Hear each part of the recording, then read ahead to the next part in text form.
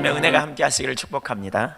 오늘 빌립보서 강의 세 번째 시간으로 12절부터 1장 12절부터 18절까지 말씀을 중심으로 인생의 위기를 기회로 만드십시오 라는 제목으로 말씀 나누도록 하겠습니다. 우리가 이미 살펴봤지만 바울 사도는 감옥에서 지금 이 편지를 쓰고 있습니다. 빌립보 교회를 향해 옥중서신이라고 하죠. 이 감옥에서 빌립보 교회를 향해 편지를 보내고 있습니다. 그런데 그 주제를 보면 원망이나 불평 혹은 연민의 글이 아닙니다.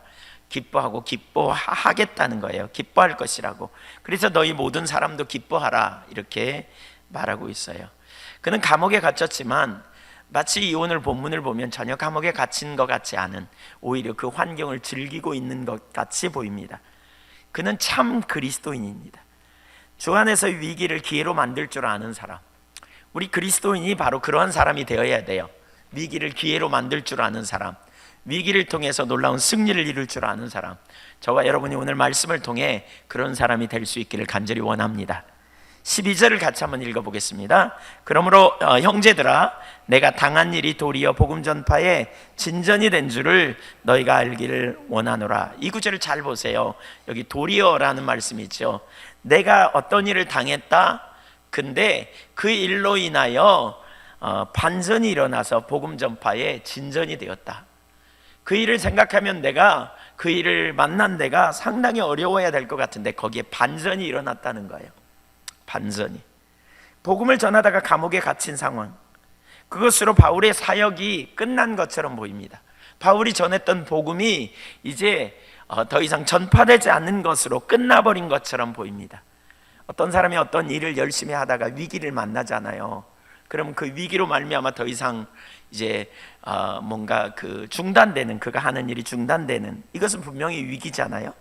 그런데 복음은 거기서도 역사하여 진전을 가져오게 되었다는 거예요. 놀라운 진전을 가져오게 되었다는 겁니다.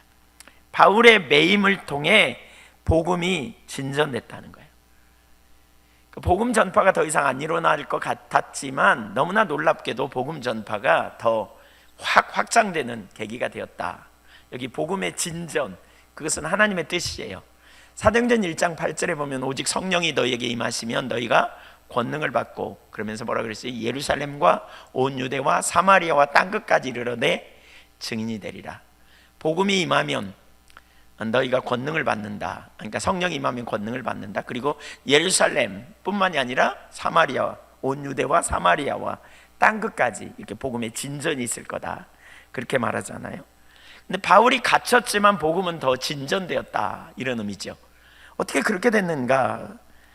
여기 그 두 가지 선한 결과를, 바울이 매임으로 오히려 가져온 선한 결과를 보여주는데요. 13절과 14절에 보니까 이러므로 나의 매임이 그리스도 안에서 온 시대 안과 그 밖에 모든 사람에게 나타났으니, 우선 여기 보여요. 시대 안팎의 복음이 더 드러나게 되었다, 전파되게 되었다, 이렇게 말하고 14절 형제 중 다수가 나의 매임으로 말미암아 주 안에서 신뢰함으로 겁없이 하나님의 말씀을 더욱 담대히 전하게 되었느니라. 바울이 매이게, 복음을 전하면서 매이게 된 결과 그 복음을 전하는 많은 사람들이 위축당했다는 거예요, 처음에. 그런데 바울이 담대히 전하는 것을 보고 바울이 가진 그 확신 때문에 주님 안에서 그들이 확신을 갖게 되었다는 거예요. 그래서 오히려 더 도전을 받아 복음을 겁없이 전함으로 복음이 더 확장되게 되었다, 이렇게 지금 말하는 거예요. 이것이 참 그리스도인의 삶이에요. 어디를 가든지 어떤 문제를 만나든지 위기를 기회로 만들 수 있는 사람들, 이게 그리스도인들입니다. 그래서 참 그리스도인들은 하나님의 뜻을 성취시키는 거룩한 통로로 쓰임받게 됩니다. 사도가 어떻게 이렇게 위기를 기회로 만들 수 있었겠는가? 그 일을 위해 필요한 게 무엇인가? 이걸 우리가 좀 배워야 되겠어요. 여러분이 어디든지 가는 곳마다 여러분의 인생에 만나는 위기가 기회로 변하여서 하나님만 하실 놀라운, 크고 놀라운 역사들이 저와 여러분의 삶 가운데 밝히 드러날 수 있기를 간절히 소원합니다. 세 가지를 살펴보려고 합니다. 어떻게 그렇는가? 사도 바울이 어떤 자세를 가지고 어떤 점에서 위기를 기회로 만들 수 있었던 강점이 있었는가? 우리와 차이가 뭔가 이걸 살펴봄을 통해서 우리도 우리의 인생에 만나는 수없이 많은 문제를 기회로 여겨서 하나님의 영광을 드러내고 또 놀라운 승리를 경험하는 그런 믿음의 종들이 되어야 되겠다는 거죠. 첫째, 하나님의 사랑으로 자신의 환경을 바라보았습니다.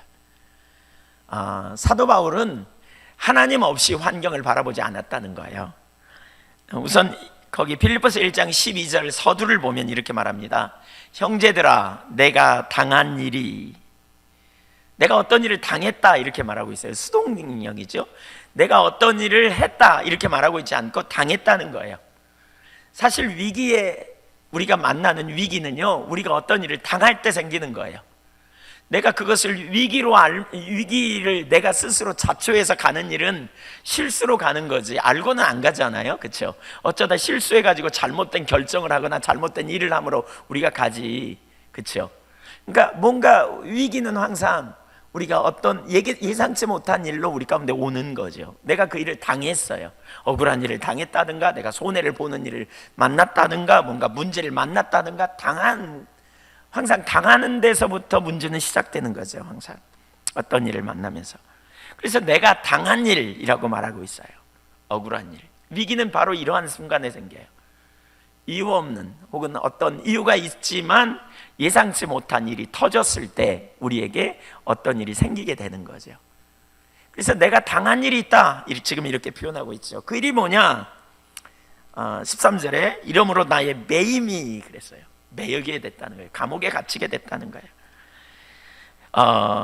그 당시 감옥은 제수가 군사에게 쇠사슬로 묶이는 그런 상태입니다. 어떤 제수가요, 감옥에 갇히게 되잖아요. 그러면 그 당시에 감옥은 어떻냐면 간수 두 사람이 제수의 양손을 이렇게 묶어요. 그래서 자기 손에다 착고를 채우는 거죠. 오늘날로 말하면 수갑 같은 걸로 채우잖아요. 이 손 채우고 이 손 채우고. 꼼짝을 못하는 거죠. 두 손을 못 쓰는 거죠. 그러니까 간수 두 사람이 이 한 사람을 그냥 꼼짝 못하게 하는, 그러니까 쇠사슬로 묶어 놓는 이런 일이 있어요. 예. 그래서 철저하게 참 개인의 인권이 말살된 그러한, 여기 메인이라는 단어는 할루시스라는 말인데 짧은 줄로 제수가 간수에게 매어졌다 이런 의미입니다. 제수는 항상 간수에게 묶여 있었어요. 물론 간수는 돌아가면서 근무를 섰겠죠. 그러나 제수는 항상 묶여있는 상태이기 때문에 개인적인 삶이 없었어요. 안락하게 살 수 있는 환경도 아니었고요. 모든 인격적인 것들, 인격적인 상황이 철저하게 무시된 환경. 간수들은 수많은 제수를 다루어 보았을 거거든요. 그래서 사람을 어떻게 대해야 될지 너무너무 잘 알 거예요. 그들이 제수들을 인격적으로 다뤘을 리가 없어요. 아마 제수 중에는 살인자도 있었을 거고, 제수 중에는 어렸을 때 상처가 많아서 욱하는 성격이 있었을 수도 있고, 제수 중에는 잔인한 일을 저지른 사람도 있었을 거고. 그러니까 그들을 이렇게 다루는 방법이 뭘까? 어쩌면 매로 두드러 패고, 어쩌면 인격적으로 철저하게 모독하고, 막 이런 일을 하는, 그런 일에 아주 익숙했던 그러한 간수들에 의해 묶여있는 바울의 신세가 어떨지를 생각해 보세요. 바울이 얼마나 힘들었을까요? 아무리 믿음이 좋아도 말이죠, 이런 환경이 길어지게 되면 환경에 대해 불평이 나올 만하잖아요. 그렇죠? 너무나 힘들고 너무나 어려운 상황에 어떻게 내 인생에 이런 일이. 한편으로 그렇게 믿음이 좋아도 이런 환경이 길어지다 보면 어쩌면 그런 말이 나올 수도 있어요. 하나님, 내 인생에 어찌 이런 일이 있습니까? 내가 복음 전하라는 주님의 뜻을 따라 순종했는데 어찌하여 내 인생에 이런 일을 허락하십니까? 하나님, 내가 주님 뜻대로 산다 그랬는데 너무하십니다. 막 이렇게 나오는. 제가 과거에 죽성교회에 있을 때 너무 힘들고 어려웠을 때, 환경이 힘드니까요, 그런 생각이 들더라고요. 하나님이 정말 알긴 아나 내 상황을. 이런 생각이 쑥 들 때 이런 생각을 받아들이기 시작하니까요, 한도 끝도 없이 막 추락하더라고요. 우리의 믿음이 막 자꾸 옆으로 가지더라고요. 자꾸 그냥 빨려 들어가요. 그래서 그러한 상황으로 우리가 이렇게 넘어가게 되는 것이죠. 우리가 주님을 따라가다 보면 사실 이해할 수 없는 환경을 많이 만나잖아요. 이런 문제는 대개 세 가지 범주 안에 들어가 있어요. 첫째는요, 예기치 못한 어떤 환경을 당했을 때 우리가 이해할 수 있는 세 가지 범주가 있다 그랬어요. 하나는 시험이에요.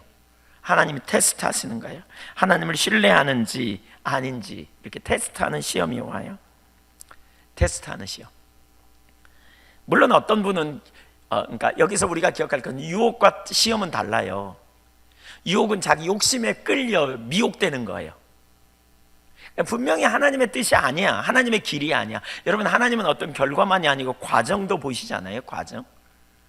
제가 볼 때 신천지 같은 데가 참 문제가 뭐냐면요, 그 과정을 이해 못해요. 거짓말하는 거, 속이는 거. 하나님은 거짓이 아니에요. 하나님은 참이세요. 하나님은 우리가요, 진리를 말함으로 차라리 핍박받는 자리에 서도록 초청하시는 거예요. 속이라고 말하지 않아요. 거짓말하는 거, 올바르지 않다고요. 그 미혹당하는 거죠. 근데 이런 유혹이 우리 가운데 있을 수 있어요. 근데 그건 하나님으로부터 오는 시험이 아니고요, 그건 자기 욕심에 끌려 미혹됨으로 넘어지는 경향이 있어요. 그래서 어려움 당하는 건 이건 죄예요. 그리고 그런 유혹에 끌릴 때 결국 그것은 실패하게 되지만, 그러나 어떤 경향에 우리에게 시험이 올 때가 있죠. 하나님이 우리를 테스트하세요. 예를 들면 이렇게 그 출애굽받은 이스라엘 백성들이 하나님의 인도를 따라 가나안을 향해 가는데 홍해 앞으로 딱 데려다 놓잖아요. 그 환경에 하나님을 신뢰할 것인지, 환경에 반응할 것인지, 믿음으로 반응할 것인지, 아니면 자기 보이는 눈 상황으로 반응할 것인지, 이런 게 테스트이죠. 내가 만나는 환경에 도저히 나와 함께 있는 사람이 변할 것 같지 않아. 변할까 말까. 예, 하나님을 바라보면 변한다 그래. 근데 환경을 보면 변할 것 같지 않아. 이런 게 테스트예요. 이런 게 테스트예요. 내가 어떤 경향에 설지. 믿음은 어떤 환경에서든 주님을 바라봅니다. 그러나 불신앙에 빠지면 자꾸 환경에 초점이 돌아갑니다. 그렇게 되면 원망하고 불평하는 일이 생겨요. 두 번째로 우리의 죄의 문제를 다루는 경우가 있어요. 죄에 대한 징계로서 돌이키라고 하나님께서 우리 가운데 하실 때, 물론 여기 징계는요, 심판이 아닙니다. 히브리서 12장에 보면 뭐라 그랬어요? 하나님이 사랑하는, 그러니까 부모가 사랑하는 아들을 징계하는 것처럼 깨닫고 돌이키도록 하나님께서 징계하신다, 그렇게 말하고 있죠. 그래서 우리가 예상치 못한 어떤 일이 터질 때, 어떤 문제가 생길 때 무엇보다 우리가 해야 될 첫 번째는 자기를 살펴야 돼요. 하나님 앞에서 겸손하게 자신을 돌아봐야 돼요. 세 번째로 때로는 우리의 무력함을 깨닫게 함으로 주님을 더 신뢰하게 하는, 다루시는 거죠. 빚어가시는 거죠. 그래서 이런 상황이 닥칠 때 뭘 배워야 하는지 깨닫게 해달라고, 하나님 알게 해달라고 이렇게 구해야 돼요. 예상치 못한 환경이 생길 때 세 가지로 생각해야 된다 그랬죠. 이해할 수 없는 문제가 생길 때 세 가지 범주 안에서 우리가 찾아야 된다. 나의 죄 때문인지, 아니면 하나님 테스트인지, 아니면 연단하시고 연단하심을 통해서 나를 빚어가고 뭔가 가르치려고 하시는지, 이걸 깨달아야 된다는 거예요. 어떤 경우이든 중요한 것은 우리가 만난 문제에 대해 어떤 태도를 갖느냐가 중요합니다. 이 모든 환경 속에서도 바울 사도는 매우 확신에 차 있고 담대함을 가집니다. 14절을 보니까 이렇게 표현하고 있어요. 14절, 형제 중 다수가 나의 매임으로 말미암아 주 안에서 신뢰함으로 겁없이 하나님의 말씀을 더욱 담대히 전하게 되었느니라. 그러니까 이 모든 환경 속에서도 바울 사도는 매우 확신에 차 있습니다. 그리고 담대함을 가졌습니다. 예.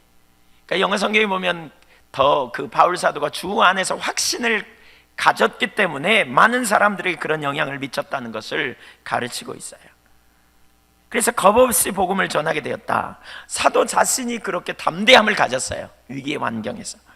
어떻게 그럴 수 있을까요? 여러분은 어떠신가요? 예상치 못한 환경이 생기되 이런 상황이라면 여러분은 어떻게 하시겠어요? 바울은요, 그는 환경 너머에 계신 하나님을 신뢰함으로 이 문제를 대했어요. 무엇보다 먼저 바울은 하나님의 사랑을 생각했어요. 우리 인생의 난제, 우리가 예수 믿고 그리스도인으로서 하는 삶에 있어서 난제가 뭐냐? 문제 중에 하나가 하나님을 잘 모른다는 데 있어요. 그 마틴 로이드 존스 목사님이 쓴 부흥책에 보면 그분이 그런 표현을 하거든요. 우리의 문제는, 우리가 가진 난제의 99.9%는, 그리스도인이 가진 문제의 99.9%는 하나님을 모른다는 데 있다는 거예요. 하나님을 알면 문제가 없는데 하나님을 모르기 때문에 문제라는 거예요. 하나님을 우리는 잘 몰라요. 많은 사람이 이렇게 생각해요. 오늘날 우리의 심각한 문제는 지식적인 신앙 때문에 사실 문제거든요. 그러니까 요한복음 11장에 보면 마르다 이야기가 나와요. 지난 금요 기도회 때 잠깐 나눴는데요. 그 마르다의 모습, 자기 오라버니가 죽었어요. 그러니까 나사로가 죽었어요. 예수님을 오라고 청했지만 예수님이 늦게 오셨어요. 사흘이나 지나서, 죽은 지 사흘 만에 예수님이 오셨어요. 그랬더니 마르다가 예수님의 발 앞에 엎드려서 당신이 여기 계셨더라면 우리 오라버니가 죽지 않았을 텐데, 오라비가 죽지 않았을 텐데, 그러면서 울어요. 그러면서 지금이라도 당신이 뭔가 하실 수 있음을 내가 믿나이다 그래요. 그랬더니 예수님이 나는 부활이요 생명이니 나를 믿는 자는 죽어도 살겠고 영원히 죽지 아니하리니 이것을 네가 믿느냐 그래요. 그랬더니 당신은 하나님이십니다 이렇게 고백합니다. 당신은 메시아입니다, 당신은 그리스도입니다 이렇게 고백해요. 마르다가요, 되게 믿음이 좋은 것 같아요.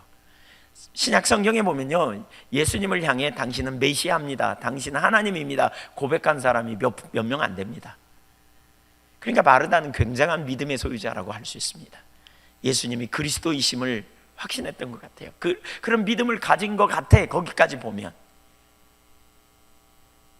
그 다음에 이제 사람들이 울고 막 그러는 것을 보고 예수님이 비통히 여기셨다 그랬더니 사람들이 저가 슬피 우는구나, 그를 불쌍히 여겨서 저가 소경의 눈은 뜨게 하면서 나사로는 다시 살릴 수 없나 이렇게 생각하니까 예수님이 그 말을 듣고 다시 비통히 여기셨다 그랬어요.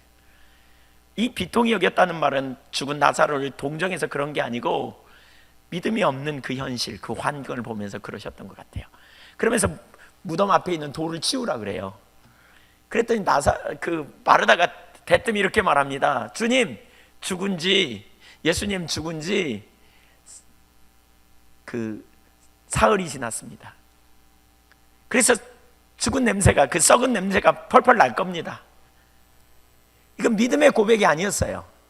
불신의 고백이에요.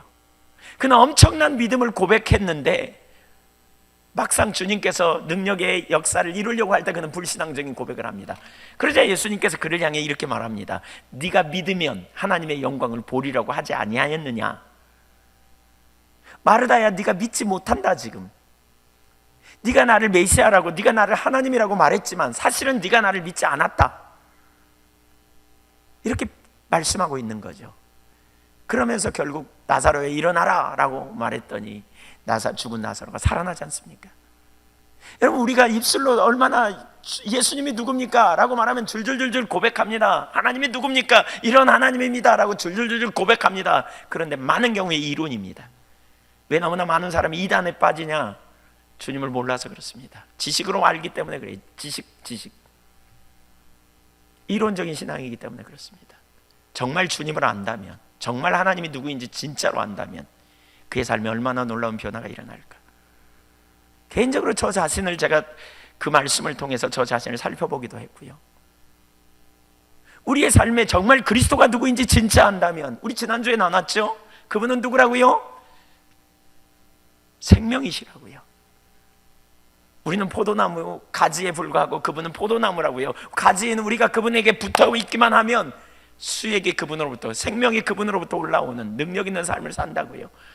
우리가 이런 말씀을 들으면 아멘이라고 말하지만 실제로는 우리는 전혀 생명을 소유하지 못한 자처럼, 실제로는 우리는 하나님 없는 자처럼 우리가 방황하고 넘어져 버리는 이유가 뭐냐? 우리는 주님을 잘 몰라서 그래요. 그럼에도 불구하고 무서운 것은 다 안다고 착각하는 거죠. 지식으로 알면 안다고 생각하는.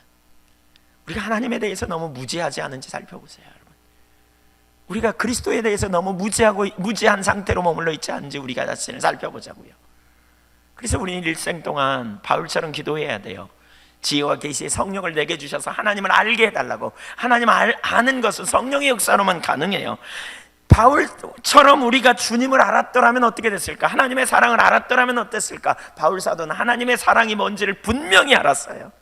그래서 로마서 5장 8절에 보면 이렇게 말해요. 우리가 아직 죄인 되었을 때 그리스도께서 우리를 위하여 죽으심으로 하나님께서 우리에 대한 자기의 사랑을 확증하셨느니라. 십자가의 사랑을 그는 보았어요. 대속의 사랑.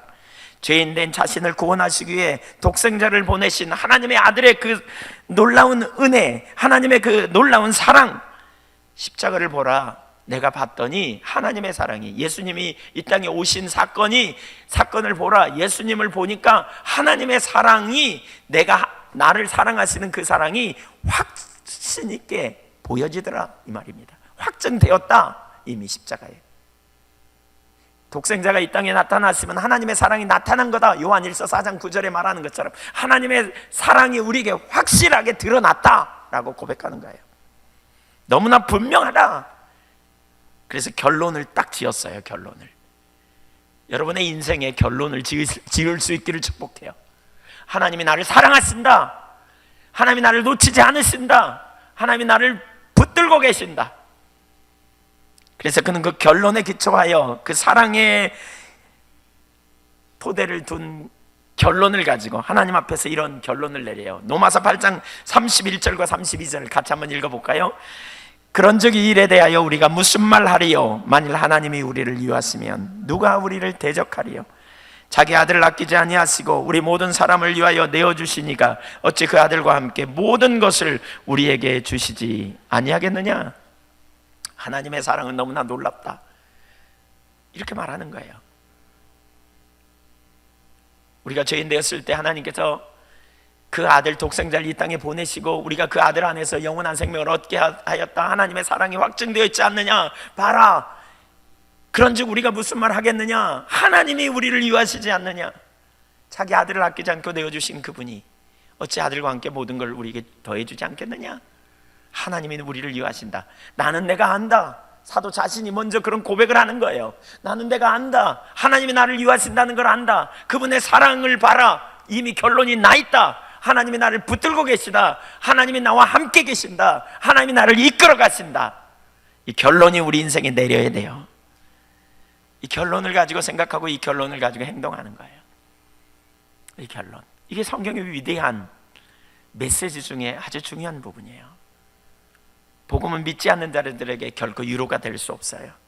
그래서 어떤 어려운 상황을 만나면 염려하고 낙심하고 불평하거나 연민에 빠져요. 그러나 믿음의 사람은 불평하지 않고 낙심하지 않아요. 왜요? 복음을 통해서 하나님을 신뢰하기 때문에, 복음을 통해서 하나님의 사랑을 확신하기 때문에 그래요. 확증되었어요. 우리 인생에 어떤 일이 일어날 때요, 설명이 될 수도 있어요, 그 일이. 그런데 그 일에 전혀 설명할 수 없는, 납득할 수 없는 그런 상황도 적지 않아요, 어떤 때는. 그러나 분명한 것을 알아요. 하나님께서 모든 것을 합력해서 최선의 길로 인도하실 것을 알기 때문에 담대할 수 있는 것이지요. 나를 구원하시고 나를 구원하기 위해서 독생자를 이 땅에 보내시고 나를 자녀 삼으셔서 하늘의 유업을 상속받게 하신 주님께서 어찌 나를 사랑하지 않으시겠는가? 어찌 내게 관심을 갖지 않으시겠는가? 어찌 나를 아무렇게나 다루어지도록 허락하시겠는가? 절대로 그렇지 않다. 하나님은 나를 사랑하신다. 나를 아신다. 하나님은 나를 이끌어 가신다. 악한 자가 만지지도 못하도록 우리를 붙들어 주신다. 그래서 어떤 환경 가운데 하나님 없이 그 환경을 해석하는 일을 거부하는 거예요. 그분의 사랑을 확신하는 사람은 하나님의 인도하심과 하나님의 길에, 인도하심을 받는 길에 내 생각과 다르고 내 길과 다르다 그래서 불평하거나 의심하지 않습니다. 낙심할 만한 상황에 이렇게 외칩니다. 로마서 8장 35절을 보면 누가 우리를 그리스도의 사랑에서 끊으리요? 환난이나 곤고나 박해나 기근이나 위험이나 적시나 위험이나 칼이랴. 38절 이하 같이 읽어볼까요? 39절 두 개 시작. 내가 확신하노니 사망이나 생명이나 천사들이나 제가 막 읽었군요. 같이 읽죠. 시작. 내가 확신하노니 사망이나 생명이나 천사들이나 권세들이나 현재들이나 장래일이나 능력이나 높음이나 기쁨이나 다른 어떤 피조물이라도 우리를 우리 주 그리스도 예수 안에 있는 하나님의 사랑에서 끊을 수 없으리라.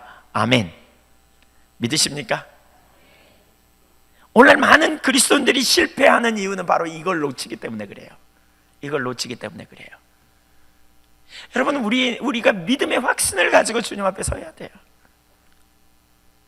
저는 주일 예배가 참 중요하다고 생각하는 게, 우리 예배가 중요하다고 생각하는 게 뭐냐, 일주일 동안 우리가 살면서 온갖 생각에 빼앗기고 이런저런 생각에 빼앗겼지만 예배당에 와서 하나님을 찬양하면서 말이죠, 우리의 초점이 하나님께 집중돼요. 환경을 바라보던 우리의 초점, 환경에 반응하다 보니까 낙심도 되고 이런저런 좌절도 경험하고, 어떤 때는 환경 때문에 뭔가 내가 득세한 줄 알고 뭔가 교만에 빠지기도 하고, 혹은 우리가 낙심이나 좌절에 빠지기도 하다가 주님을 바라보게 된단 말이에요. 예배를 통해 주님을 만난단 말이에요.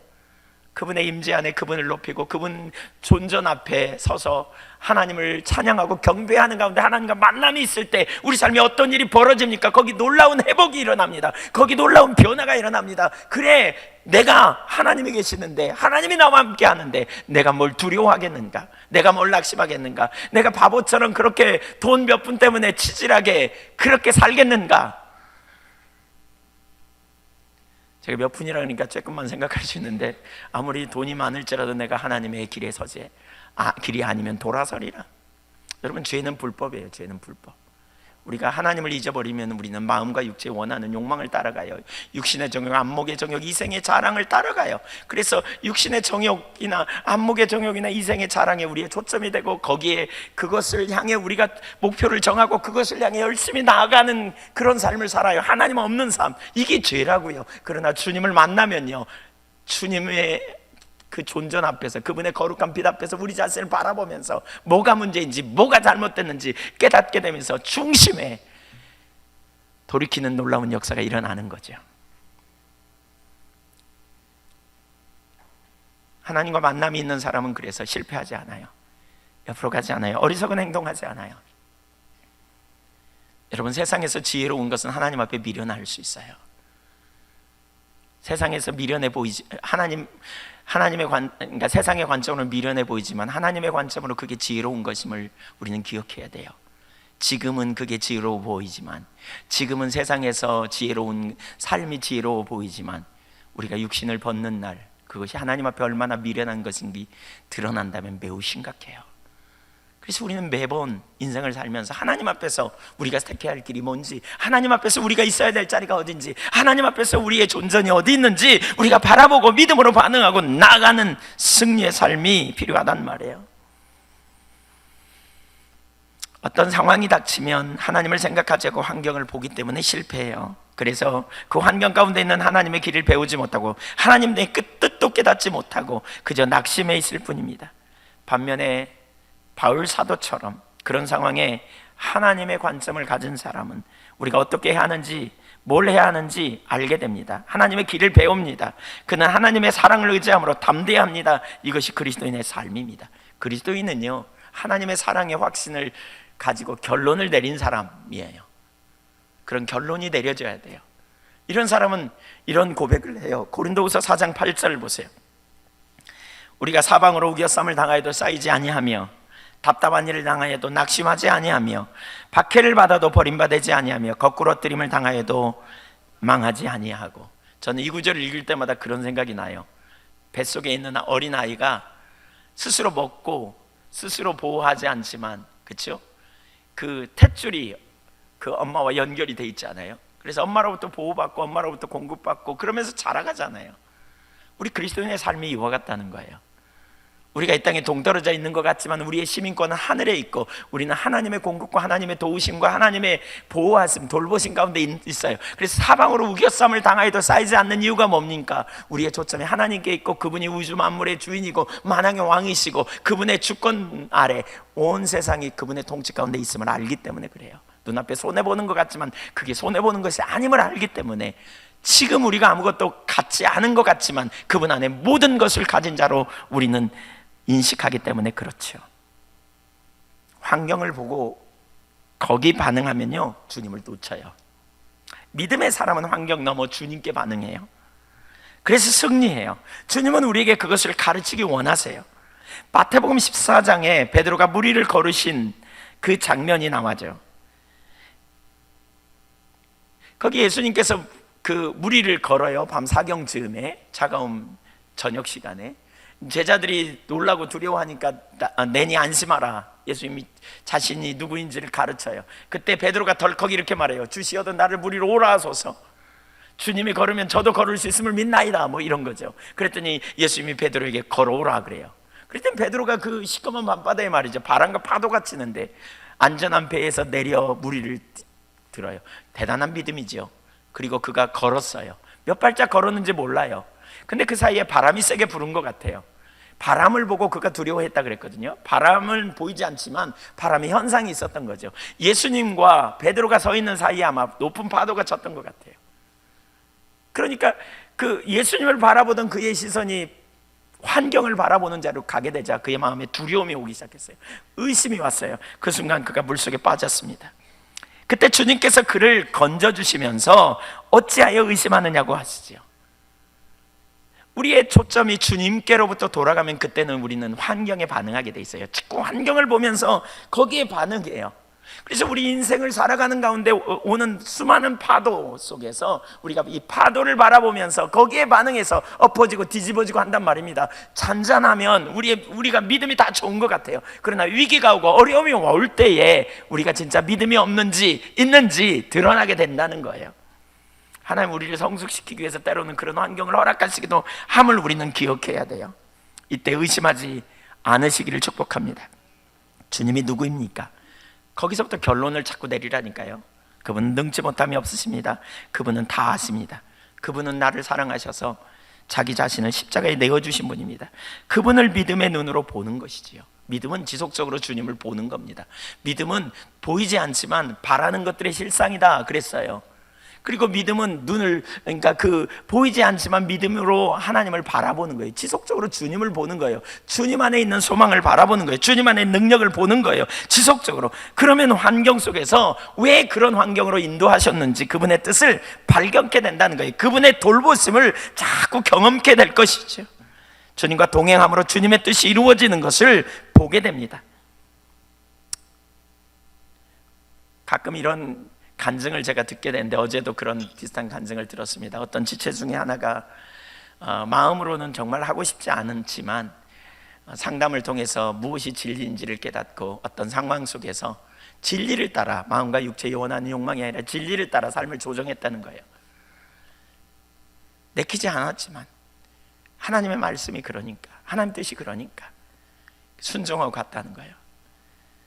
근데 그 상황 속에서 하나님의 뜻을 따라 순종했을 때 하나님께서 반전을 일으키는 역사를 보게 되었다고, 혼돈 속에 있었지만 결국 진리로 승리하게 되었다는 고백을 듣게 되었습니다. 그렇습니다, 여러분. 하나님이 누구십니까? 우리가 보이는 환경이 다인 것 같지만 사실 그리스도인은 이 환경을 주관하신 하나님이 계심을 놓치고는 환경을 해석해서는 안 돼요. 그 너머에 계시는 주님께 우리의 초점을 두고 주님께 집중할 때 주님께서 그 환경 가운데 놀라운 승리로 우리를 이끌어 가실 수 있음을 믿으시기 바랍니다. 그 혼돈 속에서 하나님을 반응하면 하나님을 경험하게 됩니다. 그 위기 속의 상황 속에서 하나님께 반응할 때 그 환경 속에 역사하신 하나님의 능력을 경험하게 된단 말입니다. 그런 삶이 저와 여러분 가운데 넘치게 되기를 간절히 소원합니다. 두 번째, 환경 속에서 역사하시는 하나님을 따릅니다. 위기를 기회로 만드는, 인생의 위기를 하나님의 기회로 만드는 믿음의 사람들은 환경 속에서 역사하시는 하나님을 따라갑니다. 그 환경 속에서 역사하시는 하나님 길을 찾고 그 길에 순종해 간다는 거죠. 바울은 복음을 위해 메인바되었습니다. 근데 그가 메인 것은 하나님의 뜻이었어요. 사도행전에 보면 그가 3차 전도행을 마치고 예루살렘에 이렇게 돌아가는 길에 사람들이 그를 향해 예언을 합니다. 아가보라고 하는 사람은 바울의 띠를 가져다가 자기 손을 묶더니 이 띠 임자가 이렇게 묶이게 될 것이다, 이렇게 예언을 해요. 여기서 말하는 예언은 이제 미래의 일을 미리 예측하는 거죠. 이런 그런 예언적인 일을 해요. 그랬더니 바울 사도가 그러니까 그 주변에 있는 사람들이 그 말을 듣고 바울이 예루살렘에 가지 말라고, 그러니까 여러 사람이 예언을 하거든요. 그렇게, 그러니까 가지 말라고 막 이렇게 말해요. 그러나 바울은 그 일에 대하여 이렇게 반응합니다. 사도행전 20장 22절 24절까지 봅니다. 보라, 이제 나는 성령에 매여 예루살렘으로 가는데, 성령에 매여 예루살렘으로 갑니다. 거기서 무슨 일을 당할는지 알지 못하노라. 오직 성령이 각성해서 내게 증언하여 결박과 환난이 나를 기다린다고 하시나, 내가 달려갈 길과 주 예수께 받은 사명 곧 하나님의 은혜의 복음을 증언하는 일을 마치려 하면은 나의 생명조차 조금도 귀한 것으로 여기지 아니하노라. 여기 보면 뭘 알 수 있냐면요, 바울 사도는 우선 자기는 성령의 매임을 받아 예루살렘으로 가는 것이 하나님의 뜻이다, 이걸 알았어요. 근데 그럼에도 불구하고 또 이런 예언이 있다는 거예요. 성령께서, 그러니까 사람들이 예언하는데 그게 성령으로부터 온 것임을 알았어요. 성령께서 각성해서 나의 앞날을 예언하는데 결박과 환난이 나를 기다린다, 이렇게 말했어요. 이걸 하나님의 뜻으로 알았어요. 여러분이 그렇다면, 여러분이 바울이라면 성령의 매임을 따라 예루살렘으로 가는데 성령께서 또 이렇게 미래의 일을 예측했다면 여러분 가겠습니까? 안 가겠습니까? 여러분 일이라 결정하기 어려운가요? 예를 들면 제가 바울이라고 생각하고 제가 그렇게 가겠다 그러면 여러분 말리겠습니까? 가라 그러겠습니까? 남 일이라 더 관심이 없으시군요. 어떻게 하시겠습니까, 여러분? 뭐 알아서 하세요. 네 일이니까 네가 하세요. 뭐 그런 건가요? 여러분 어떻게 하시겠어요? 망설이겠죠? 지금 망설입니까? 바울 사도는 근데요, 사람들이 일을 막았어요. 가지 말라고. 하나님의 성령께서 이걸 알게 한 건 못 가게 하는 거 아니냐고.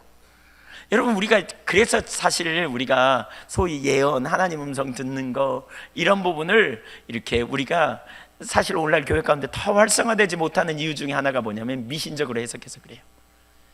하나님의 뜻에 관심 있는 게 아니라 인간이 자기중심적이어 가지고요, 어떤 일이 잘 되면, 어떤 일이 좀 이렇게 뭔가 이렇게 잘 될 것 같으면 그러니까 위험한 일은 무조건 피하고 우리는 좋은 일만 하나님의 뜻이라고 받아들이는 경향이 있어요.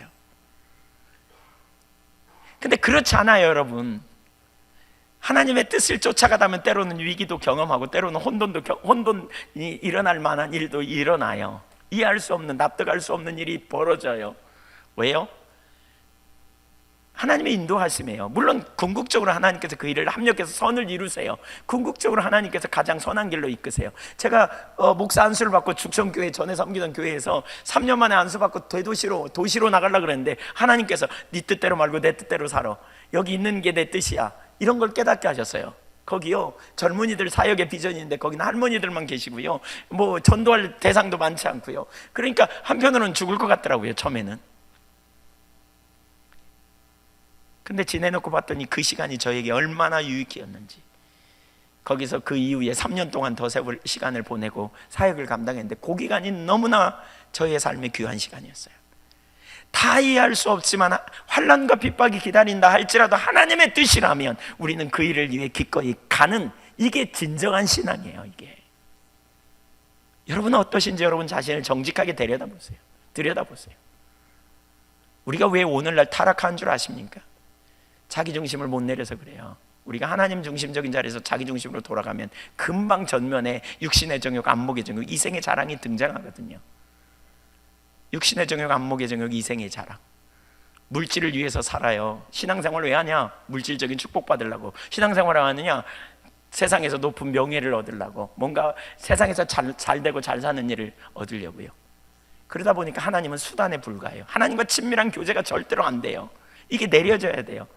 이게 안 변하니까 뭐냐? 우리는 세상의 법칙을 따라 살아요. 돈의 법칙을 따라 살고 명예의 법칙을 따라 살아요. 말씀과 물질이 충돌이 일어나면 말씀 버려요. 하나님 저리 가세요. 죄송하지만 가만히 계세요. 나는 하나님의 물질의 법칙을 따라 살래요. 이렇게 나오는 거예요. 우리가 너무나 쉽게 내려놓는 거죠. 정말 하나님의 뜻이 완전하다고 결론이 내린다면 때로는 손해보고 때로는 정말 그 길을 따라가면 엄청난 유익이 생길지라도 그게 하나님의 길이 아니면 내리는 거예요. 돌아서는 거예요. 죄는 불법이에요. 합법이 아닌 게 불법이고요. 그게 죄예요. 그게 죄예요. 왜 우리가 그 자리로 가냐?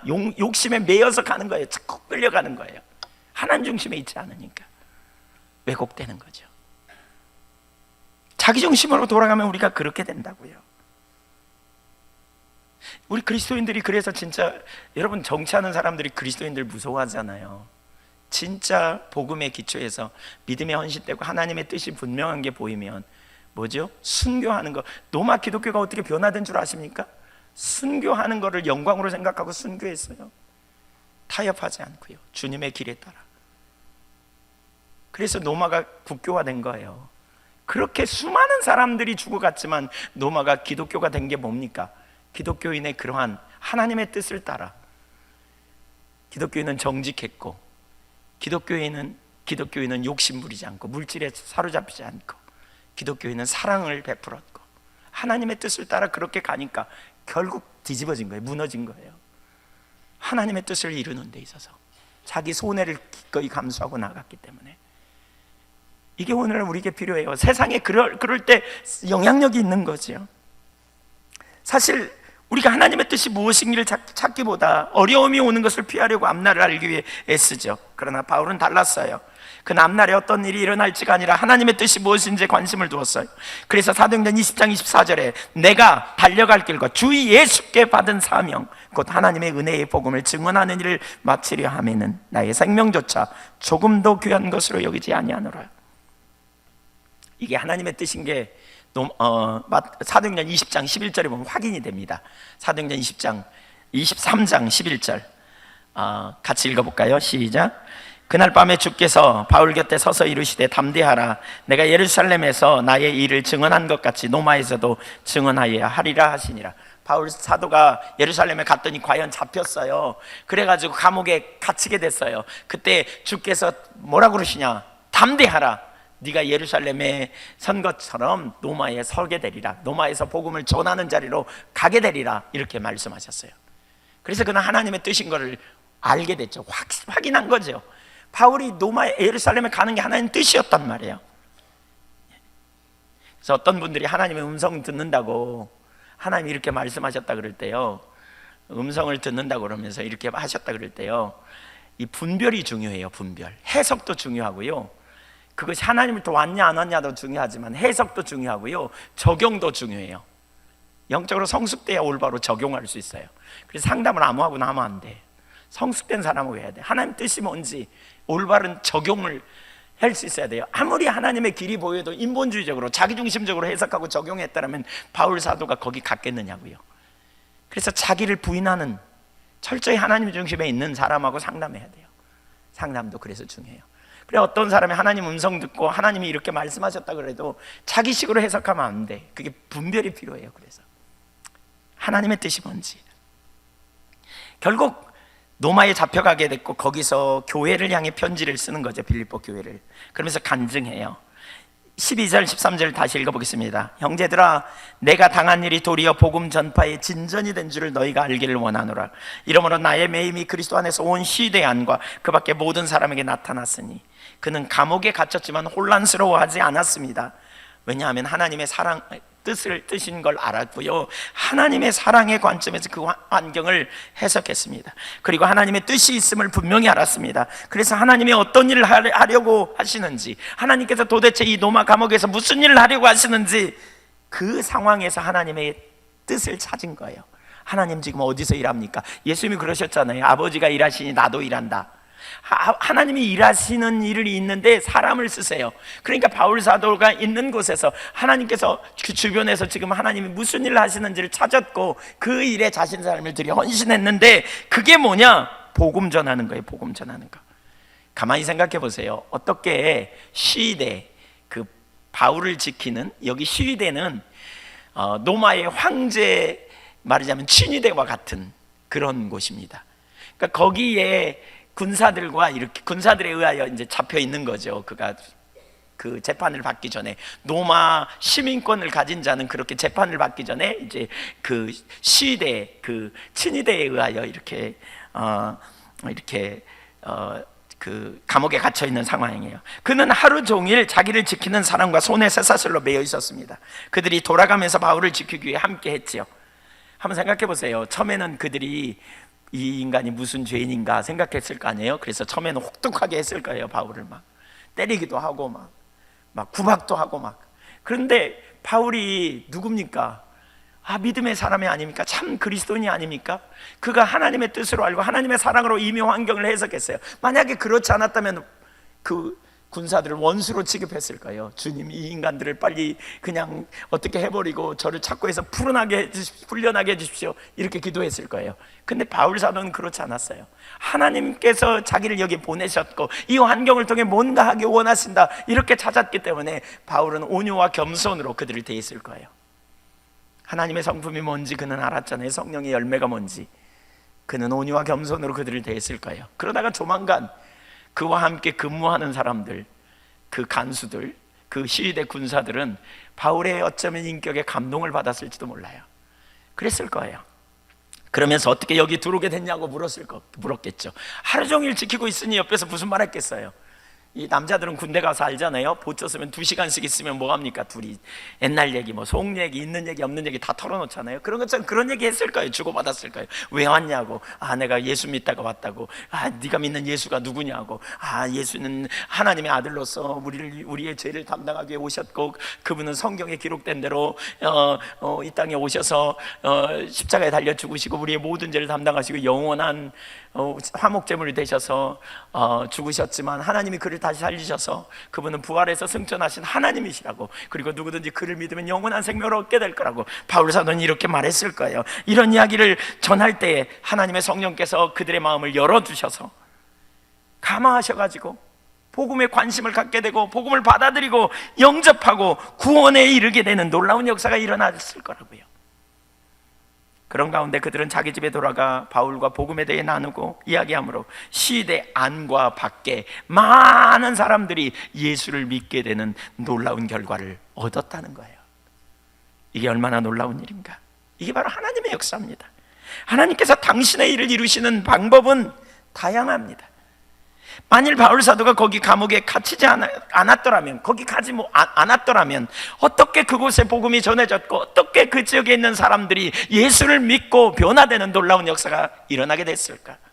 그 당시에 친위대에는요 막강한 능력을, 그 영향력을 행사했대요. 그 당시에 그들은 굉장한, 실제로 그래서 역사에 보면 이런 기록이 있어요. 그 시위대, 그러니까 친위대 중에 어떤 사람이 노마의 카타콤이라고 하는 기독교인들이 그 무덤인데요, 기독교인들이 거기 가서 이렇게 모여서 예배드리고 그랬거든요. 근데 시위대장에게 활에 맞아 죽었대요. 시위대 중에 예수 믿은 사람이 가서 예배드리다가 시위대장이 쏜 화살에 맞아 죽은 그런 사람의 이름도 역사 기록이 나와요. 그러니까 실제로 그들이 많이 예수 믿게 되고 변화되고, 그래서 그들이 거기 같이 가서 예수 믿고 변화되고 이런 역사들을 이루게 된 거예요. 주님이 그들을 복음화하려고 보낸 거죠. 어쩌면 이들은 로마의 중심부에 있는 사람들이에요. 근데 그렇게 복음이 증거된 거예요. 이것이 하나님의 역사예요. 우리는 다 이해할 수 없어요. 어떤 상황이나 환경 속에서. 그런데 말이죠, 만약에 말이죠, 바울 사도가 그 환경을 보고 하나님의 관점으로 보지 못했더라면 어떻게 하나님의 뜻을 분별할 수 있겠어요? 아까도 나눴지만 원수로 취급했다면 어떻게 구원받을 수 있겠느냐고요. 그들을 하나님이 이들을 싹 멸하시고 저를 빨리 구원해 주실 줄 믿습니다, 이렇게 기도했을 거리요. 근데 그렇게 하지 않았다니까요.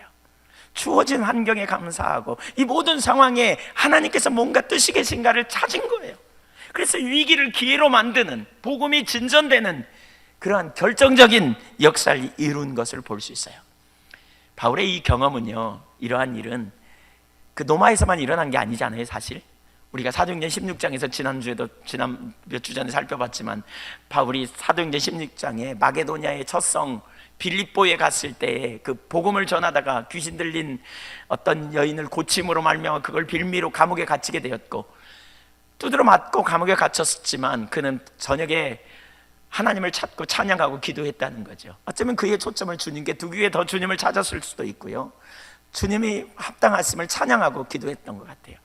그런 와중에 지진이 일어나서 터가 열리고 그걸 기화로 어떻게 합니까? 간수에게 복음을 전하고 그 간수 가족이 몽땅 세례받고 예수 믿었습니다. 예수 믿고 세례받았습니다. 지금 이 빌립보서를 수신하는 사람 중에 이 자기에게 일어난 동일한 일이 노마에도 일어났다는 사실을 알게 된 거죠. 하나님은 그런 식으로도 역사하실 수 있구나. 야, 하나님은 어떤 상황에서든지 역사하실 수 있구나.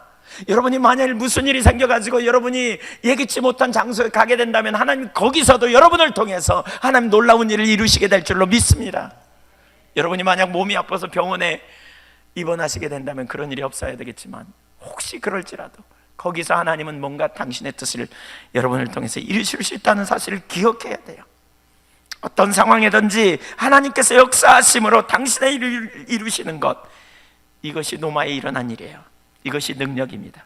참 그리스도인은 어디에 있어도 하나님의 일을 이룹니다. 사실 바울이 감옥에 갇혀 있었습니다. 그래서 복음이 끝난 거라고 생각이 됩니다. 그가 전했던 그 복음의 능력, 많은 사람들이 돌아왔지만 이제 그가 감옥에 갇혔으니까 더 이상 복음 전파는 없었을 거다, 이렇게 생각할 수 있습니다. 그러나 바울은 이렇게 고백합니다. 나는 갇혔지만 복음은 갇히지 않는다는 거예요. 사실 예수님이 감옥 같은 세상에 오셨잖아요, 어떤 의미에서 보면. 그리고 이 땅에 오셔서 복음을 전파하셨잖아요. 수많은 사람들이 그 영적인 그런 눌림으로부터 자유케 되고 해방되는 놀라운 승리를 이루게 되었다면, 이제 저와 여러분이 예수 그리스도 안에서 그런 놀라운 승리와 놀라운 축복을 경험하는 자리로 나아가게 되지 않습니까? 디모데후서 2장 9절을 보세요. 주님은 바울을 감옥으로 보내셨어요. 그곳에 있는 사람들, 어쩌면 죄수들, 또 어쩌면 거기 시위대 군인들에게 복음을 전하기 위해 보내셨습니다. 그래서 세상 사람들이 판단할 때, 또는 다른 사람이 인간적으로 판단할 때 복음이 맺힌 것처럼 보입니다. 그러나 바울은 이렇게 고백합니다. 같이 읽어볼까요? 복음으로 말미암아 내가 죄인과 같이 매이는 데까지 고난을 받았으나 하나님의 말씀은 매이지 아니하니라. 이게 복음의 능력입니다. 복음은 매이지 않습니다. 복음은 절제당하지 않습니다. 복음은 누군가에 의해 제재당하지 않습니다. 이것은 하나님의 역사입니다. 하나님께 당신의 뜻을 이루기 위해 그를 감옥에까지 보내셨고, 거기서 놀라운 구원의 역사를 이루신 것입니다. 하나님께서 저와 여러분을 찾아오시기 위해 어떤 종들을 세우셔서 우리를 구원해내신 놀라운 것처럼, 이러한 역사들, 이게 하나님의 일입니다. 만약에 그가 그 환경을 불행하다고 여겼다면, 만약 그가 그 환경을 보면 비관했다면 어찌 이러한 놀라운 역사가 이루어지겠습니까? 왜 그리스도인들이 성숙해야 되는지 아시겠습니까? 왜 그리스도인이 환경 속에서, 어떤 위기 속에서도 하나님의 뜻으로, 하나님의 관점으로 그 환경을 보아야 되는지 이해되십니까? 그러한 그리스도인을 통해서 하나님은 위기를 기회로 만드시는 하나님의 놀라운 역사가 나타나는 그러한 거룩한 통로가 될 줄로 믿습니다. 여러분, 인간관계에 어려움이 있습니까? 여러분, 어떤 환경에 이해할 수 없는 억울한 일을 경험했습니까? 여러분, 예기치 못한 상황과 환경으로 가게 되었습니까? 그 환경 속에서 역사하시는 하나님을 찾으시기를 바랍니다. 기억할 사실은 하나님이 실수하지 않는다는 거예요.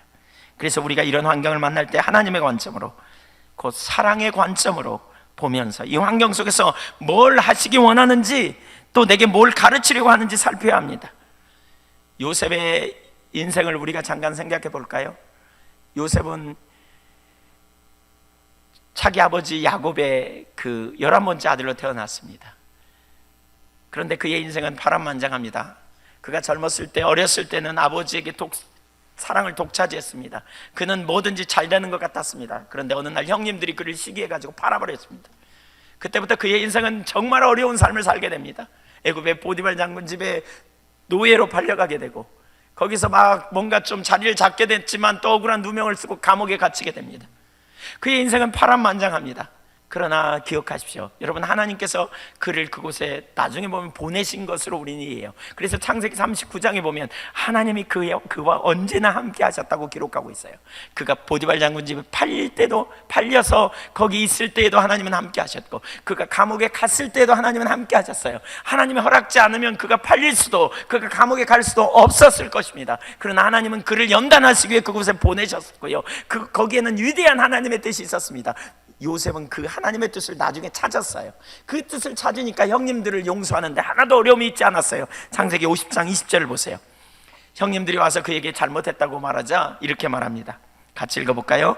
당신들은 나를 헤아려 하였으나 하나님은 그것을 선으로 바꾸사 오늘과 같이 많은 백성의 생명을 구원하게 하시려 하셨나니. 당신들은 나를 헤아려고 하셨다.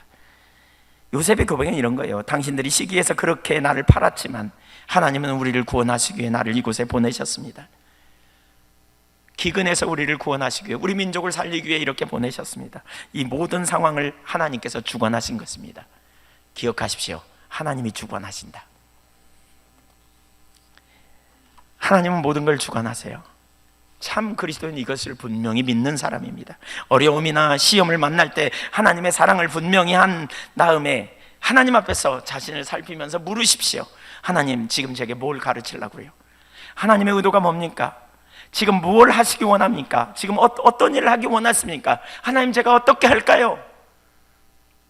창조적인 사람은 그렇게 하나님의 일을 보며 믿음으로 나아가는 사람입니다. 어떤 분이 방송에서 이런 얘기를 하더라고요.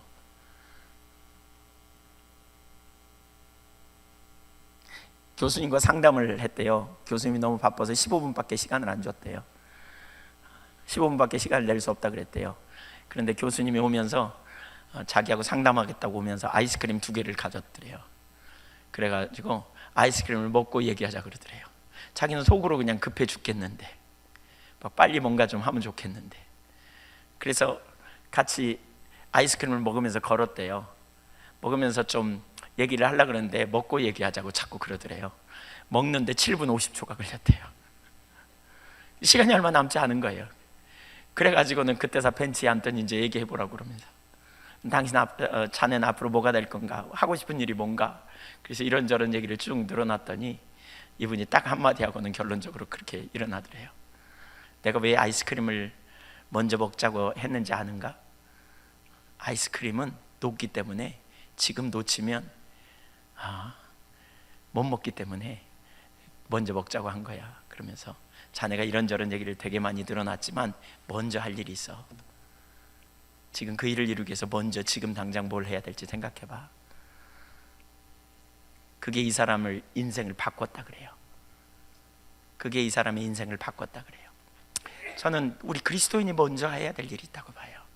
무엇보다 먼저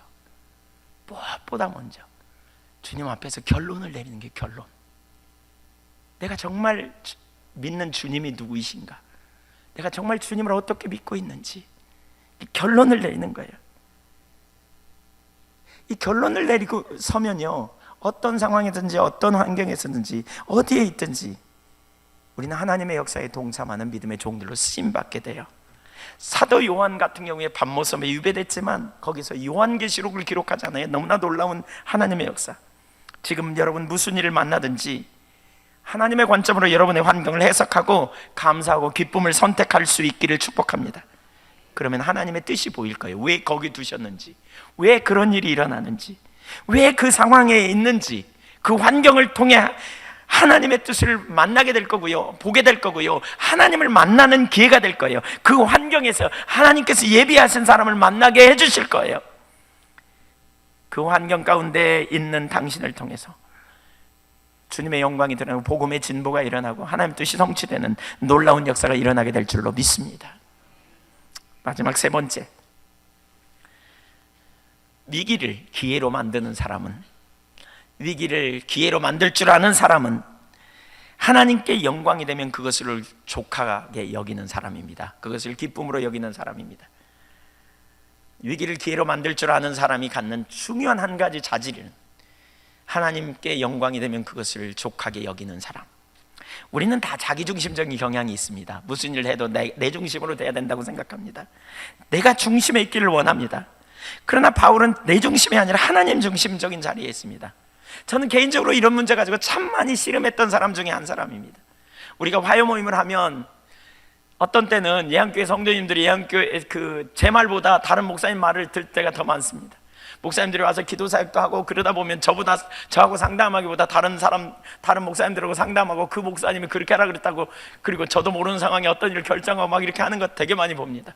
그럴 때는 어떤 때는 약간 마음이 좀 그럽니다. 예, 많이 말고 조금 오래전에 그런 문제 가지고 많이 다룸을 받았습니다. 사실 자기 중심에 있으면 뭐든지 내 중심으로 일이 이루어져야 된다고 생각해요. 나를 통해서, 내가 핵심에 서고 내가 가운데 서고 내 이름으로 뭔가 되어지는 이런 일을 우리는 열망해요. 예. 근데 바울은 달랐어요. 자기 중심이 다뤄져야 될 이유가 사실 여기 있어요. 그는 철저히 하나님 중심적인 자리에 있어요. 그의 초점은 자기가 아니에요. 그리스도예요. 복음이에요. 그래서 그는 자기가 기뻐하는 이유를 이렇게 설명해요. 그리스도의 복음이 전파되니 내가 기쁘다는 거예요. 15절부터 한번 좀 볼까요? 15절. 어떤 이들은 투기와 분쟁으로, 어떤 이들은 착한 뜻으로 그리스도를 전파하니. 여기 절 보세요. 지금 두 부류가 있어요. 바울이 감옥에 갇히자 선교에 대한 열정이 일어났는데 두 부류가 있어요. 어떤 이들은 근데 복음을 전하되 투기와 분쟁으로 전했대요. 올바르지 않은 동기를 갖고 막 복음을 전했어요. 그리스도를 전했어요. 반대로 어떤 이들은 선한 착한 뜻으로 옳은 동기를 가지고 전했어요. 그러면 옳은 동기를 전한 사람은 어떤 사람이냐? 16절.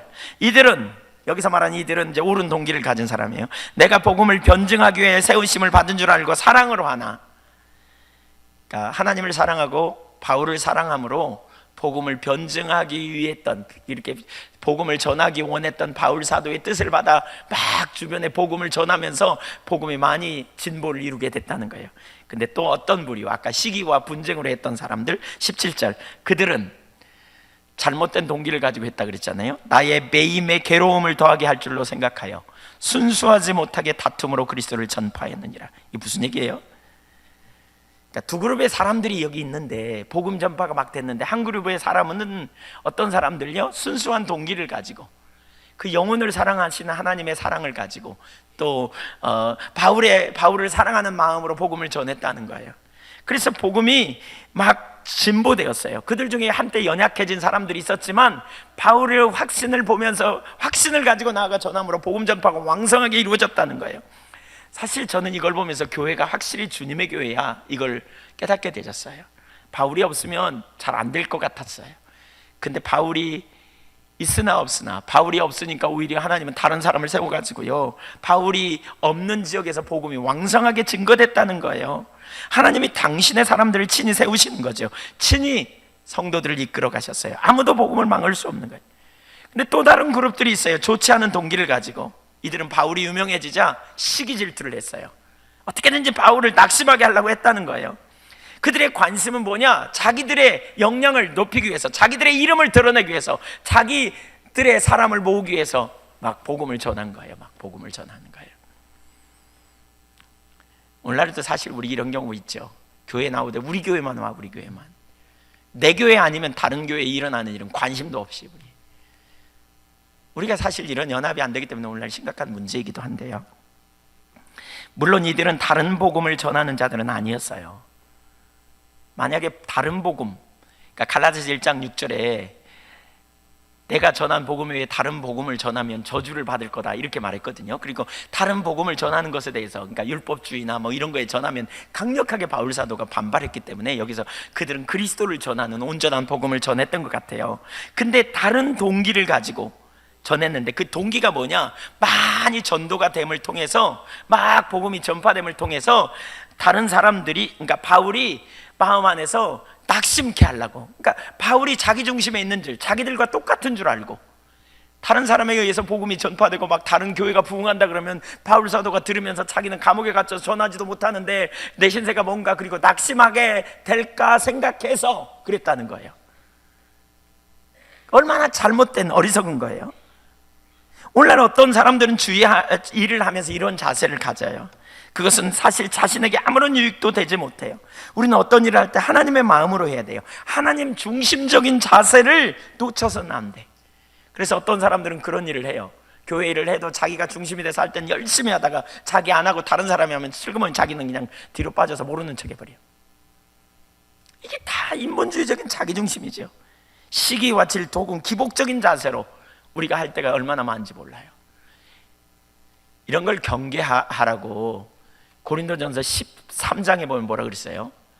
너희가 천사의 말을 하는 방언과 너희가 모든 비밀을 알 만한 예언의 은사와 너희가 너희 몸을 불사르게 내어줄 구제의 은사와 너희가 명령하면 산이 바다로 가라 그래도 그렇게 되는 그러한 믿음의 은사가 너희에게 있을지라도 사랑으로 섬기지 않으면 너희에게 아무런 유익이 없다 그래요. 섬김을 받는 사람은 유익이 있어요. 여기 바울 사도가 그렇게 말하는 거예요. 저들이 시기와 투제, 그 분냄으로 복음을 전해도 결국 그리스도가 전파되니 유익이라는 거예요. 전파된다는 측면에서 그렇게 어쨌든 예수를 믿으면 유익이에요. 근데 본인 자신에게는 아무런 유익이 없다는 거예요. 그래서 어떤 경우에는 한평생 동안 헌신하면서 주님의 일을 감당함에도 불구하고 그 말년이 비참한 걸 볼 수 있어요. 하나님의 임재, 제가 말하는 말년의 비참함은 육신이 아프다 뭐 이런 얘기가 아니고 세상적으로 안 됐다 이런 얘기가 아니고, 하나님의 임재가 거쳤으니까 맨날 말년에 불평하고 원망하고 죄 가운데 막 빠지고 이런 삶으로 하나님 없는 것처럼 살아가는 사람들이 적지 않거든요. 결정하는 데 보면 비참한 거죠. 그가 얼마나 비참해요. 주님의 마음이 없이 이기적인 마음으로. 오늘날 우리도 얼마든지 그럴 수 있다는 거 아세요, 여러분?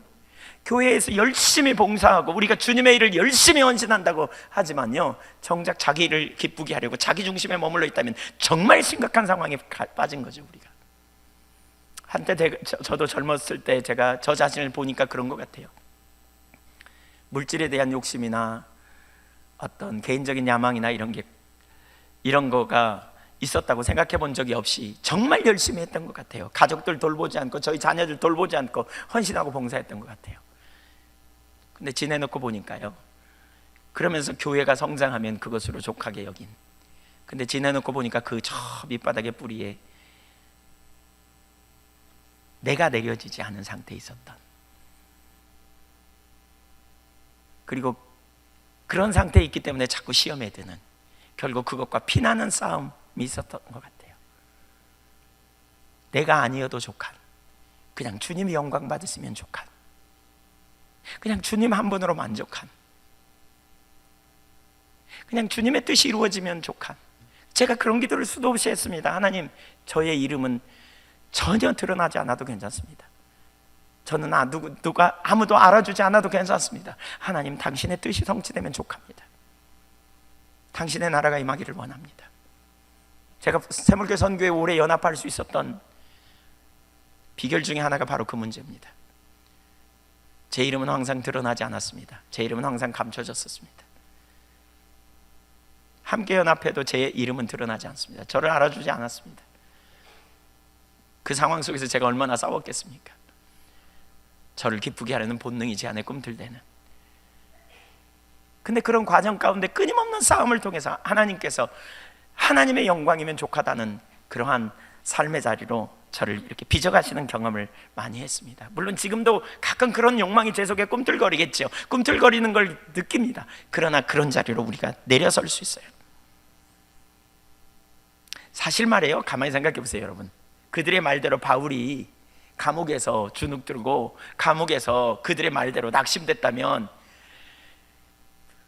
바울은 아마 감옥에서 화병 걸려서 화병, 얼마나 속상하고 낙심하고 언제 나가나, 쓴뿌리가 그 속에서 막 올라오고 막 그런 소문이 들려올 때마다 막 시기 질투로 그의 마음이 사로잡혔다면 얼마나 고통스러운 삶을 살았겠어요. 진짜 그는 감옥의 진짜 메인 사람이 됐겠죠.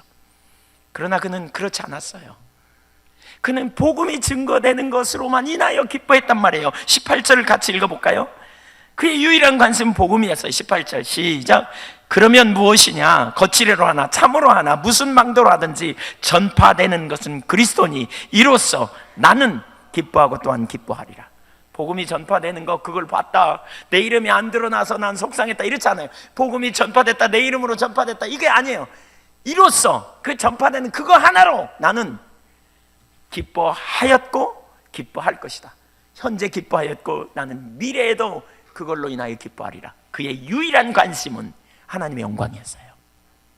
하나님 한 분이면 족한, 하나님이 영광 받으시면 족한, 하나님의 이름이 드러나면 족한. 그는 자기에게 관심이 있지 않았어요. 어떤 데는 자기를 안 알아줘도 괜찮아요. 사실 하나님은, 제가 볼 때 하나님 나라에 가면요, 하나님 나라에서 유명한 사람은 이런 사람일 거예요. 세상에서 이름 안 드러난 사람 틀림없어요. 이제 보세요. 가보세요. 먼저 가셔서 확인되면 저한테 알려주세요. 예. 근데 틀림없이 그럴 거예요. 뭐냐, 하늘나라에서 유명한 자는요, 이 세상에서 이름 없는 자일 거예요. 아니, 저 사람이 누구야? 어떻게 생겼어? 이런 사람은 이런 사람일 거예요. 이름도 없이 빛도 없이 주님의 일을, 주님의 명성, 주님의 나라를 위해 섬기고 헌신하는 사람이에요. 하나님의 뜻이 이루어지면, 그리고 자기 이름이 드러나는 건 별로 관심도 없어요. 그래서 뒤에서 남들은 다 드러내면서 자기 이름 걸어놓고 축배를 돌릴 때 뒤에서 그 사람은 조용히 서가지고 하나님하고 단둘이 서가지고 하나님 잘하셨습니다, 그래 너도 수고했다, 이런 사람들일 거예요. 주님의 영광을 위해 자기는 빠지는 거죠. 자기는 감춰지는 거죠. 이게 바울의 모습이었어요. 자기가 드러나지 않아도, 자기가 나타나지 않아도 하나님이면 족합니다. 하나님 홀로 영광 받으시옵소서. 오직 주님의 뜻이 이루어지기를 원합니다. 선한 동기로 하든 악한 동기로 하든 그리스도가 전파되는 것이 얼마나 소중한 일인가. 그의 초점은 오직 주님이었습니다. 오늘날 이러한 회복이 우리 가운데 일어나야 합니다. 정말 교회 안에서도 이런 연합이 일어나야 돼요. 누가 세워지든지 하나님의 뜻이 이루어지면 그것이 얼마나 귀하고 좋은 일인지, 어느 교회가 부흥되면 그것이 너무나 귀하고 잘된 일이죠. 우리는 그것으로 인하여 기뻐하고 만족해야 합니다. 하나님 잘하셨습니다. 하나님 너무 감사합니다. 하나님 계속하십시오. 이런 자리에 있다면 주님의 교회들이 얼마나 세워지겠는가. 가끔 선교지나 이런 데 가보면 너무 안타까울 때가 있어요. 자기 사역, 이건 내 사역이다, 이렇게 말하는 경향을 가끔 봐요. 너무나 놀라운 회복의 역사가 있을 것 같은데 자기 사역 더 이상 타치하지 말라, 이런 식으로 막아놓는, 너무나 안타깝습니다. 어떤 때는 목회 현장에서도 그런 경향을 많이 보게 되고요. 정말 우리가 자기가 내려지면 하나님께서 당신의 백성들을 친히 돌보시되 이런저런 격려를 통해서, 돌보심을 통해서 너무나 놀라운 역사가 일어날 텐데, 우리 모두에게 그러한 믿음이 세워질 수 있기를 간절히 원합니다. 바울은 오직 하나님의 영광이요 그리스도가 전파되면 좋겠습니다. 자기는 어떻게 되든지 그렇게 그리스도가 세워지면 좋겠습니다. 왜 그가 그럴 수 있었느냐? 그는 그리스도 안에 있는 영광을 보았기 때문에 그래요. 언제 우리가 기회가 되면 그 부분을 살펴보겠지만, 골로새서에 보면 그 모든 보화가 그리스도 안에 있다 그러잖아요. 그리스도 안에 있다. 모든 보화가 그리스도 안에 감춰져 있다. 예. 여러분, 우리 이런 찬양하잖아요. 주 안에 있는 보물을 나는 포기할 수 없네. 찬양하다 보니까 이상해지는데 음이. 약할 때 강함 대신에 나의 보배가 되신 주 안에 있는 보물을 나는 포기할 수 없네. 여러분, 주 안에 보물이 있는 것을 우리가 진짜 알 수 있다면, 그분을 신뢰하고 그분을 의지하고 그분 앞에 있을 때 우리는 얼마나 이 땅에서 담대할까. 정말 낙심하지 않고 담대히 설 거예요. 이런 무리들, 하나님을 따라 순복하는 사람들, 위기의 순간 하나님과 연합하고 하나님의 영광을 위하여 서기를 원하는 이런 무리들을 통해 주님의 나라가 넓혀지게 될 것입니다. 위기를 기회로 삼는 저와 여러분이 되기를 간절히 소원합니다. 주님께서 우리의 모든 것을 합력해 선을 이루십니다. 주님이 영광되는 삶을 사는 우리 모두가 되기를 간절히 원합니다. 환경을 하나님의 관점으로 재해석하십시오. 자꾸 환경을 하나님의 사랑이라는 결론, 하나님이 나를 사랑하신다는 결론으로 환경을 바라보십시오. 그럴 때 우리는 두 번째로 그 환경 속에 일해 가신 하나님의 역사를 볼 것입니다. 하나님의 뜻을 볼 것입니다. 하나님을 만나게 될 것입니다. 이때 우리에게 가져야 될 또 하나의 중요한 자세는 하나님만 영광이 되면 족합니다. 하나님 영광 받으시면 족합니다. 그런 무리를 통해서 주님께서 이 땅을 변화시키고 새롭게 하시고, 그런 무리들을 하나님이 세우시며 하나님의 영광이 밝게 드러나게 될 줄로 믿습니다. 기도하겠습니다.